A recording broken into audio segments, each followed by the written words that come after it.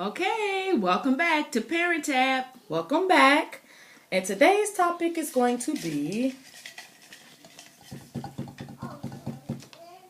consequences. Dun, dun, dun, dun. Okay, so depending on what age, this is just our opinion, do you start saying there will be consequences? My opinion is you don't start talking about consequences until they are older. Now, what do you mean by older? Like what age? I think you need to be over the age of 4. Okay, But I agree. I think because consequences is too big of a word, a child doesn't know what that means, and if you should be giving out, maybe if someone is saying, if you step out into that street, you're going to get hit by a car. Do it again, I'll make you sit down. Mm-hmm. Not say, if you step out into the street, you might get hit by a car. Think about those consequences. Yeah, because a 2-year-old doesn't know what like you were saying, what consequences are. And I've learned with my experience that when you try to put a 2-year-old in a timeout, that's playtime to them. They're like, okay, well, I'm gonna just sit here and play with my teddy bear or play with my fingers, or I might even cry, but I still don't even understand what just happened. So in the case what you just said about stepping into the street, you want to, first of all, take them by the hand and just say, no, you can't go into the street. That's it. Because if you take it longer than that, a 2-year-old is like, I don't know what she's talking about. You don't need to go into a whole lot of detail. No. They're 2. They're 2 years old. You will get hurt. Stay out of the street. That's it.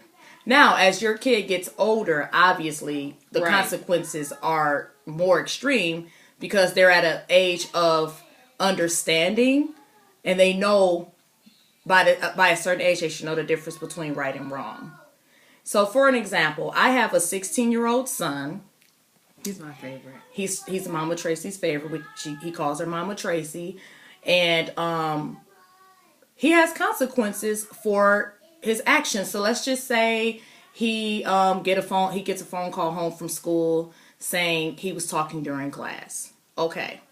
There has to be a consequence because I don't want him to think that it's okay to talk during class and interrupt class. So my consequence might be, if it's the first time he's done it, I'll give him a warning. Mm-hmm. But if it's the second or third time and your teacher is calling saying your son was disrupting class, then I'm going to take away his favorite thing. And right now his favorite thing is his cell phone.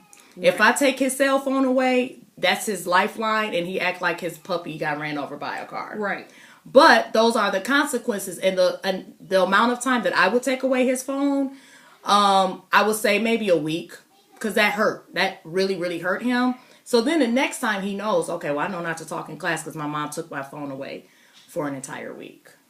And then to end on that, when you take the phone away, stick to it. Mm-hmm. Take all of it away. The phone, the computer, everything that is possible for them to make contact with a friend. Even if you have to pull them from the TV. Can you talk through the TV now? You probably can. You probably can. Mm-hmm.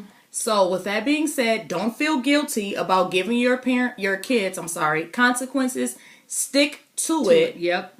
And don't feel bad about it. And don't fall into the whole, but mom, they'll be okay. They're not going to die because they don't have a phone or a computer or a video game. They'll live. Trust me. Consequences. Consequences.